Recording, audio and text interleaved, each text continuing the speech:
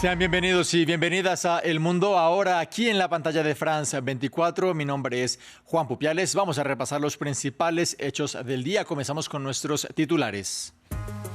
La ventana para salvar al planeta se cierra. Es la advertencia que lanzó el presidente Lula da Silva al inicio de la cumbre de líderes en la conferencia climática COP30 en la Amazonía brasileña. El mandatario confía en que la cita concluya con medidas concretas.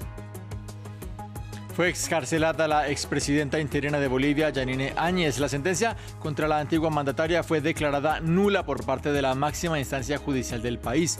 Nunca hubo un golpe de Estado, manifestó Áñez a las afueras del penal. Nancy Pelosi anuncia su retiro de la política, quien fuera la primera mujer en liderar la Cámara de Representantes en Estados Unidos y una prominente figura del Partido Demócrata por décadas, no buscará la reelección al término de su mandato como legisladora en 2027. Tenemos un reporte. En revista de prensa vamos con el inicio del juicio del caso Cuadernos, que involucra a la expresidenta Cristina Kirchner y otros 60 implicados. Con nuestro compañero Patricio Peralta revisaremos cómo retratan los medios esta supuesta trama de corrupción. Comenzamos.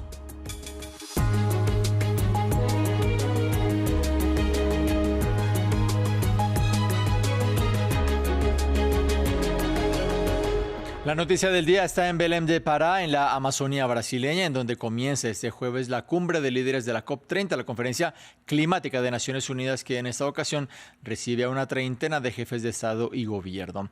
Esta reunión de líderes es una antesala de un foro que se extenderá desde el 10 y hasta el 21 de noviembre y del que el presidente Lula da Silva quiere conseguir acuerdos concretos. El mandatario ofreció un discurso en esta jornada. Es un llamado de alerta a la comunidad internacional para tomar medidas en un momento en el que el tiempo no es un factor a favor. También se dirigió a la audiencia el secretario general de Naciones Unidas, Antonio Guterres. Los escuchamos. Ya no es momento de negociaciones, es momento de implementación, con seguimiento independiente, desembolso más rápido y términos que reflejen la vulnerabilidad, incluyendo alivio de la deuda. Y tercero, los países en desarrollo deben salir equipados con un paquete de justicia climática que brinde equidad, dignidad y oportunidades.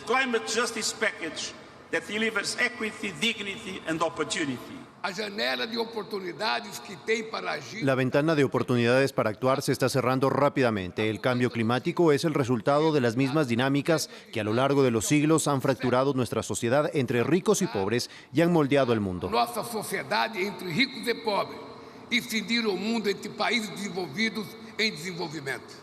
Pasamos a Bolivia porque en las últimas horas salió de una prisión de La Paz la expresidenta interina Yanine Áñez.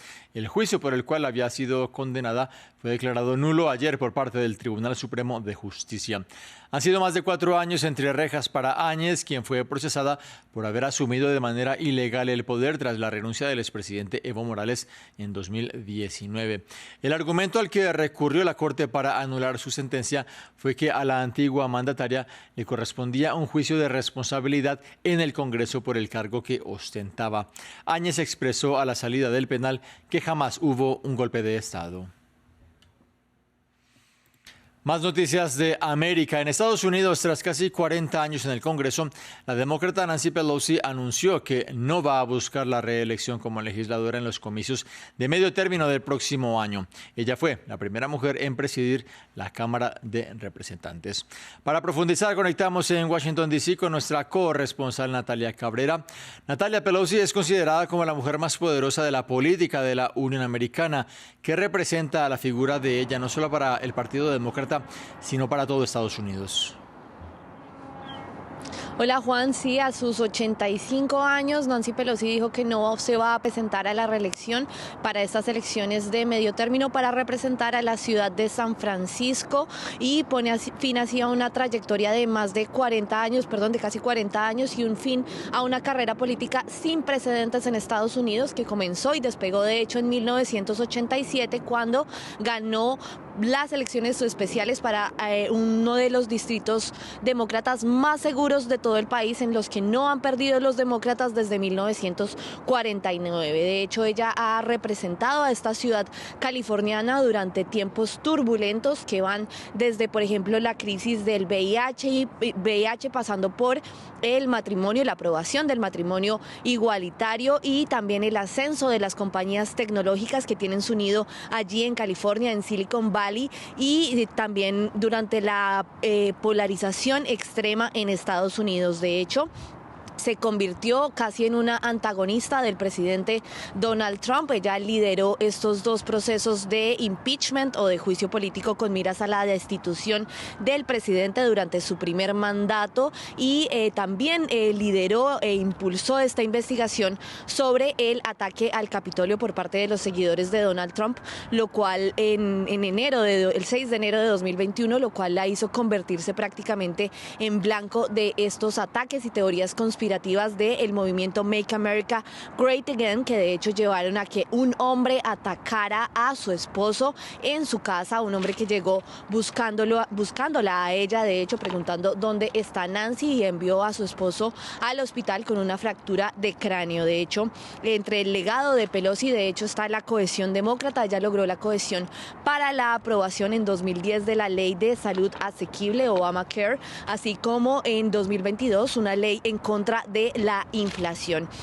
Es conocida en el Capitolio por justamente lograr imponer su voluntad, movilizar las voluntades de los demás a través de la persuasión y también del miedo al castigo. De hecho, por ejemplo, ella fue la que lideró detrás de cámaras, detrás de bambalinas, todos estos esfuerzos para que el ahora expresidente, en su momento presidente Joe Biden, renunciara a la candidatura del Partido Demócrata en las elecciones del año pasado. También ella había renunciado ya a ser la líder de los demócratas en el Capitolio después de las elecciones de medio término de 2022. En ese momento ella había dicho que le daba paso, que era momento para las nuevas generaciones, pero continuó con un papel extraño que es poco típico para los presidentes de la Cámara de Representantes, como presidente emérita, haciendo algunas campañas. Por ejemplo, lideró la campaña en contra del gran y hermoso proyecto de ley del presidente Donald Trump, y asesora constantemente a los líderes demócratas en el Senado. También esta renuncia de Pelosi pues tiene lugar después de las elecciones del martes, en las que de hecho el estado de California votó y aprobó redibujar los mapas de los distritos electorales, que le da justamente a California la posibilidad de tener más representantes en el Congreso, y lo consolida este estado como el mayor bastión demócrata del país. Y ella lo que dijo, de hecho, ella apoyó toda esta campaña para redibujar estos mapas, pero lo que dijo de todas maneras es que si ella presentara a la reelección en las elecciones de medio término en 2026, sería reelecta. Natalia Cabrera desde Washington, gracias. Vamos a Colombia. Este jueves se cumplen 40 años de la toma del Palacio de Justicia por parte de la guerrilla del M-19, una operación que, junto con una controvertida retoma por parte del ejército, dejó un saldo estimado de unos 100 muertos, incluyendo a los magistrados que por esa época debatían el tratado de extradición a Estados Unidos en medio de la guerra contra Pablo Escobar. 28 horas de horror, de las cuales nos habla Samuel Salgado Castro. 6 de noviembre de 1985. Hay escenas de guerra en el epicentro de la capital colombiana, Bogotá. Empezaban 28 horas de uno de los hechos más violentos de la historia moderna del país suramericano. La guerrilla del M-19 secuestró a cerca de 300 personas dentro del Palacio de Justicia. Luego, el ejército retomó el control con un saldo incierto de víctimas. Estimaciones oficiales y organismos especializados en el conflicto colombiano señalan que más de 100 personas murieron y otras decenas más desaparecieron. 40 años después, las familias de las víctimas aún exigen justicia. Como Amelia Mantilla, su esposo, el magistrado Emiro Sandoval, murió en el atentado. Sus restos no han aparecido. La fiscalía nos dijo que lamentablemente en esos restos que encontraron, que no eran 2, sino 3 muestras, no correspondían a Emiro. Empieza, digamos, la lucha cuando uno se da cuenta que no es cierto que lo que visitamos durante tantos años era Emiro, sino que es un desaparecido, como los desaparecidos del Palacio de Justicia. Aunque hay sentencias judiciales de Colombia y tribunales internacionales, no existe un relato unificado de qué fue lo que pasó.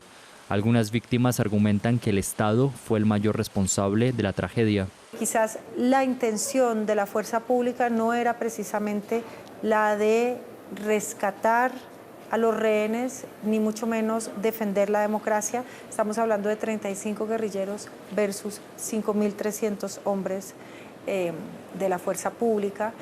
Y bueno, y el desenlace pues es fatal, no solamente en términos de vidas humanas, que terminó siendo entre 100 y 107, ni siquiera hay un número oficial. Una pelea por la memoria que está en el centro del debate político bajo la presidencia de Gustavo Petro, exmiembro de la guerrilla del M-19. Cambiamos de tema. 3 semanas después del robo en el Louvre, el Tribunal de Cuentas francés ha publicado un informe sobre la seguridad general del museo. El documento redactado antes del hurto sostiene que el museo priorizó proyectos vistosos frente al mantenimiento de sistemas críticos, debilitando la seguridad del lugar. Veamos. Incrementar la seguridad y cambiar el orden de prioridad. Ese es el resumen de un informe que el Louvre estaba esperando y que se redactó antes de que los ladrones se llevaran joyas reales. En un documento de 154 páginas, el Tribunal de Cuentas de Francia señaló múltiples problemas en la gestión del Louvre desde 2018.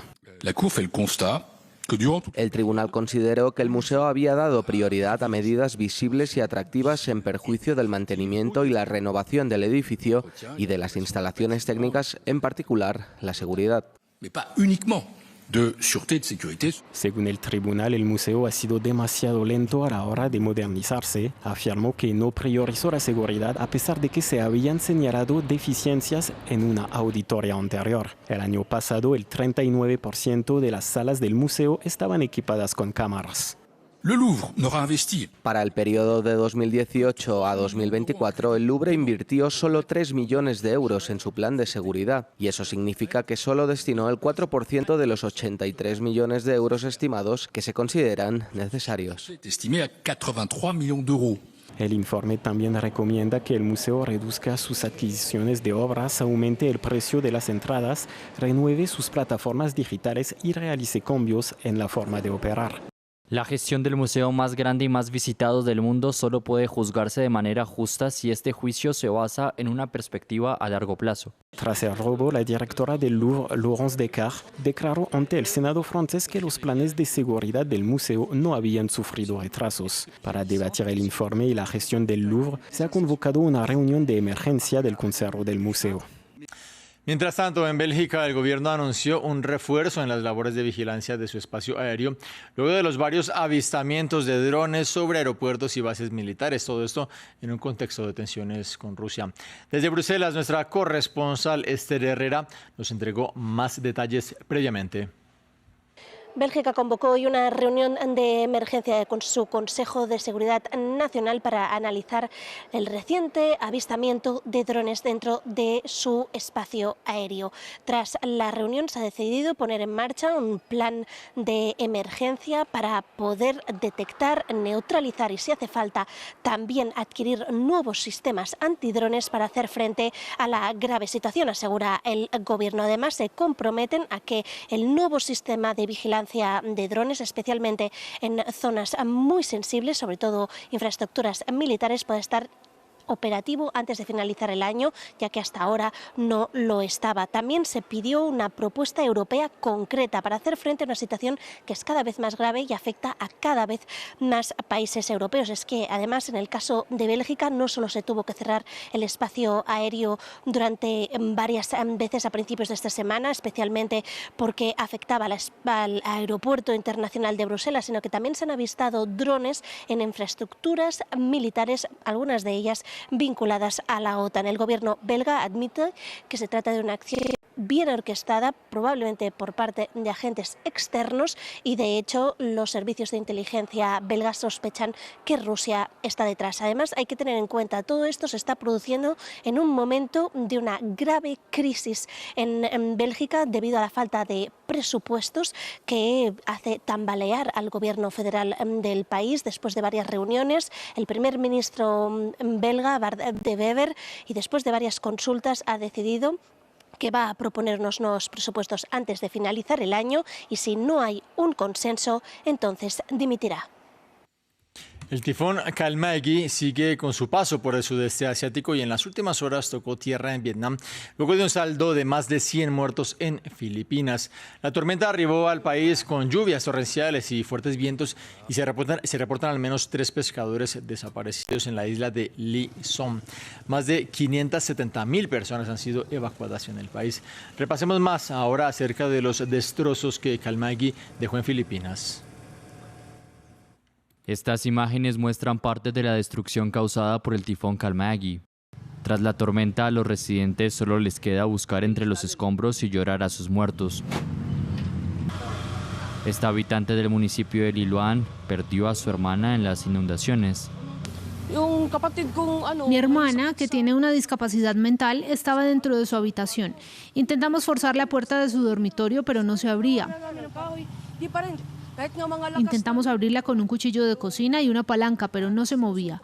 Intenté golpear la puerta, pero seguía sin abrirse. Lo intentamos hasta que el agua subió mucho, hasta por encima de nuestras cabezas. Las inundaciones arrasaron la provincia de Cebú, destruyendo hogares. La población local dice que las autoridades podrían haber hecho más para advertirles del peligro. Creo que el gobierno local fue muy ineficaz. No estábamos preparados. Podrían habernos avisado como mínimo y así nos hubiéramos podido preparar. Se podrían haber evitado muertes. Sé que murió mucha gente. Después de causar estragos en Filipinas, el tifón Kalmagi llega a Vietnam. La región no es ajena a los tifones. Filipinas ha sufrido unos 20 esta temporada y podría enfrentarse a entre 3 y 5 más antes de que termine el año. Actualmente, otro tifón potencialmente aún más fuerte, la tormenta tropical Phung Wong, avanza hacia el país. Pasamos a Medio Oriente porque Israel mantiene su ofensiva contra la milicia chiita Hezbollah en el Líbano. El ejército de este país confirmó una serie de ataques contra 3 poblaciones al sur del territorio libanés en la frontera con Israel. Desde Hezbollah desestimaron cualquier sugerencia por parte del gobierno libanés para retomar un diálogo directo con Israel que pueda poner fin a esta escalada. Hablamos de la guerra en Gaza. En Israel, el Instituto Nacional de Medicina Forense Abu Kabir identificó este jueves el cadáver entregado anoche por Hamas como perteneciente al estudiante tanzano Joshua Loitu Molel, quien fue asesinado por Hamas el 7 de octubre de 2023 mientras trabajaba en una granja del kibbutz Nahal Oz. El grupo islamista debe entregar todavía 6 cuerpos de otros rehenes. Más respectivo a esta noticia, a este tema, tras la firma del acuerdo de cese al fuego entre el gobierno de Benjamin Netanyahu y el grupo Hamas, los ciudadanos palestinos intentan volver a la normalidad de forma paulatina. Sin embargo, los destrozos que dejó la guerra hacen que la movilidad dentro de la franja sea muy difícil. La ampliación en este informe de Diego Bazzani. A pesar de la disminución de los enfrentamientos, los gazatíes sufren las consecuencias de 2 años de guerra para transportarse. Tras el acuerdo de cese al fuego firmado por Israel y Hamas, los palestinos han intentado lentamente reconstruir su vida. Sin embargo, los estragos que dejó el conflicto hacen mella en toda la infraestructura del enclave. Es así como para movilizarse de un punto a otro dentro de la franja, los ciudadanos deben esperar horas para que vehículos improvisados los lleven a su lugar de destino. Sinceramente, en Gaza tenemos muchos problemas con el transporte. En primer lugar, es difícil encontrar vehículos, ya sea porque son muy viejos o porque están averiados, y hay un número muy limitado de ellos. Sumado a esto, la crisis económica y la escasez de combustible han derivado en un alza en las tarifas de transporte. Muchos no tienen el dinero suficiente para movilizarse. Antes podíamos ir y volver de la ciudad de Gaza por 7 shekels. Llevo 1 hora esperando por un auto para ir al trabajo. Hoy viajamos en estos vehículos y pagamos 10 shekels. Utilizamos medios de transporte difíciles. A veces encuentras un auto o un remolque que te sacude durante todo el trayecto. Según la ONU, el 98% de la infraestructura de Gaza fue dañada o destruida durante la guerra, conforme a los datos de las organizaciones del gobierno de Israel encargadas de gestionar la entrega de ayuda en Gaza. Durante el mes de octubre, únicamente entraron a la franja 19 camiones con combustible. Es momento de nuestra revista de prensa. Se une a esta conversación nuestro compañero Patricio Peralta. Bienvenido. ¿Qué tal, Juan? Todo muy bien. Comenzamos en Argentina porque comienza este jueves el juicio por el denominado caso de los cuadernos. ¿De qué se trata y cómo lo retrata la prensa nacional? Bueno, empecemos por lo que dice La Nación, este medio argentino que se enfoca precisamente en los empresarios que están involucrados en este caso. Explica que se trata de la presunta trama de corrupción por el caso Los Cuadernos de las Coimas. Los involucrados, más de medio centenar de empresarios, así como funcionarios públicos, acusados de haber pagado supuestas coimas para ganarse el favor de esos funcionarios públicos entre 2003 y 2015, en sectores de la construcción, transporte, energía y logística. En total, señala el medio, más de 13 millones de dólares en supuestas coimas. 20 empresarios reconocieron haber realizado los pagos y se declararon como arrepentidos en la causa luego de lograr un acuerdo con la Fiscalía. Veamos ahora lo que dice El Clarín, que se enfoca en los funcionarios públicos y dice que es el caso de corrupción que involucra a la expresidenta Cristina Kirchner, que es el mayor caso de corrupción, señala, tomando en cuenta los acusados. Son 87 en total. Se trata de un proceso judicial por presunta asociación ilícita en la que se acusa a la expresidenta de ser la jefa. Kirchner pues reaccionó al inicio de este caso, calificó de un circo el juicio y que se trata de un caso de cuadernos truchos, dijo, reescritos 1500 veces. Bueno, ¿qué dicen estos cuadernos? Uno de ellos escrito por casi 12 años por Óscar Centeno, el chofer de un alto cargo de los gobiernos de Néstor y Cristina Kirchner. Él había registrado cada viaje que realizó con supuestos bolsos cargados de dinero con estas supuestas coimas. ¿Qué tenían en estos cuadernos? Pues los horarios, rutas y los nombres. Finalmente pasamos a página 12 que publica este artículo que se refiere a esos cuadernos justamente. Dice que el propio chofer dijo que los había quemado en una parrilla a esos cuadernos y menciona que han aparecido 1 año y medio después. Y las pericias, menciona también este artículo, confirmaron que la letra corresponde a más de una persona, no únicamente al chofer que habría escrito esto. Y cuestiono también otras de las pruebas dentro de este juicio, como las declaraciones de los arrepentidos, estos empresarios que supuestamente han aceptado haber realizado estos pagos. El medio dice que sus testimonios no fueron registrados por vía audiovisual y que se incorporará por lectura en el juicio y lo tomarán como verdad sin control alguno por parte de las defensas de los acusados. Cambiamos de tema para irnos hasta Europa, concretamente para hablar de la guerra en Ucrania, con Pokrovsk en la mira de ambos bandos. Así es, Rusia está reforzando su control sobre la estratégica ciudad ucraniana de Pokrovsk, dice The Guardian, el medio británico, con intensos combates que se extienden por toda la ciudad.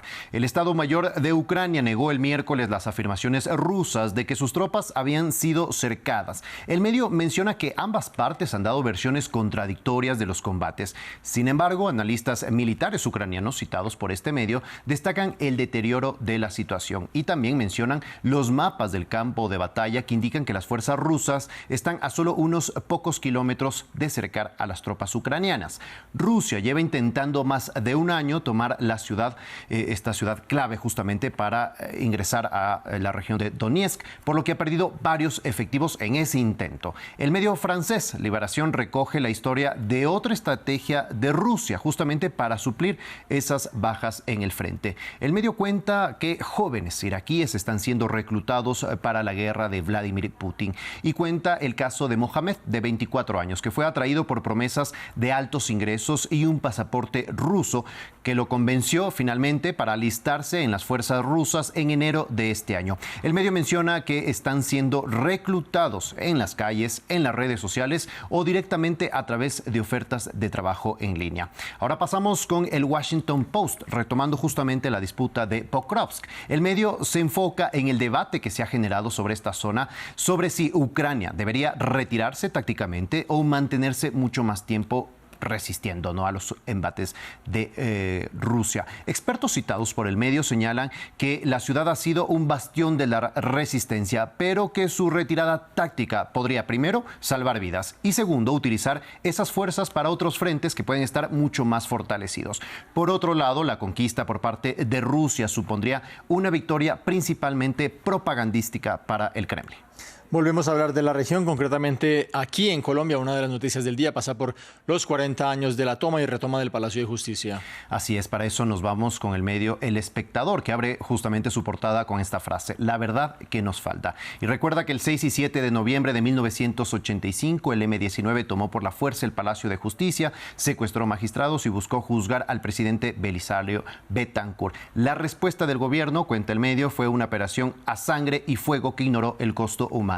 Y mencionó que 40 años después, el Palacio sigue siendo ese símbolo de una verdad fragmentada, dice El Espectador, que aún se disputa tanto en los tribunales como en la política. Y no es solo una búsqueda colectiva de esa verdad, también hay pequeñas historias justamente que intentan encontrar su propia verdad, como Elena Urán, que lo cuenta la BBC, que conversó con ella, la entrevistó y ella pues cuenta un poco, describe lo que ha venido investigando cuando decide descubrir cómo murió su padre, el magistrado Carlos Horacio Urán. La versión en ese momento, dice el medio, era que su padre de 43 años murió dentro del palacio producto del fuego cruzado. Los combates se habían prolongado por 28 horas. Pero habían muchas interrogantes, principalmente porque en un video se observa al magistrado salir vivo apoyado en un militar. Una periodista también que había estado en el momento reconoce que lo vio salir vivo del palacio. Su familia exigió respuestas y lo que recibió fueron amenazas. Finalmente terminó exiliándose en Alemania.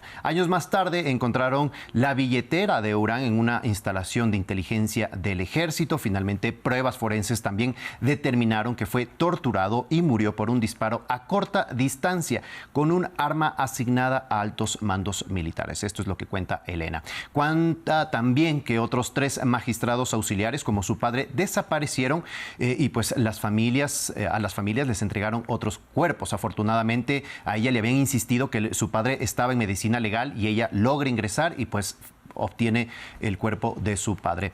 También cuenta en qué trabajaba su papá. Justamente estaba dedicado a una sentencia que condenaba al Estado por torturas cometidas y eso tenía, dice su hija, muy molestos a los militares. Y también menciona que las amenazas de muerte venían no solo del narcotráfico en ese momento, sino también de altos mandos militares. Una denuncia que se repite entre los hijos de otros magistrados asesinados.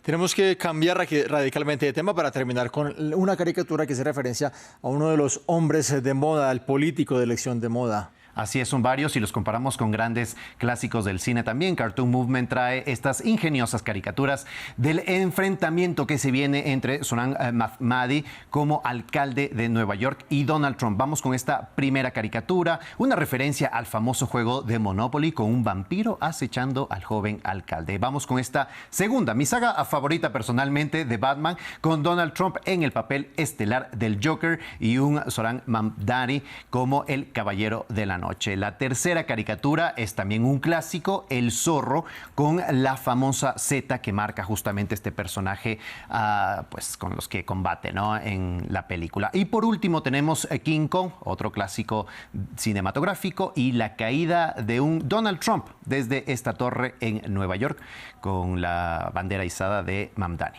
Seguramente que tendremos muchas más caricaturas acerca de esa llegada a la alcaldía de Nueva York de Mamdani. Patricio, muchas gracias. A ti, Juan. A ustedes también el agradecimiento y como siempre la invitación que se queden aquí en esta pantalla. Breve pausa, ya regresamos.